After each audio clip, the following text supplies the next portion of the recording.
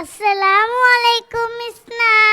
Waalaikumsalam warahmatullahi wabarakatuh Riha. அழகாக அபாயவெல்லாம் முடித்துக்கொண்டு எங்கே போறீங்க? குர்ஆன் மதரசாவுக்கு போகிறேன். அதற்கு ஏன் ஸ்னா ஸ்கூலுக்கு போதுமாய் நிறைய காப்பி எல்லாம் எடுத்துக்கொண்டு போறீங்க? எங்க குர்ஆன் மதரசாவுல நிறைய மார்க்க விடயங்கள் எல்லாம் சொல்லித் தராங்க.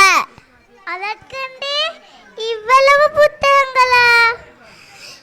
ஆமாம் ரிஹா, எங்க குர்ஆன் மதரசாவுக்கு புதிதாக முஅல்லிம் வந்திருக்கிறார்.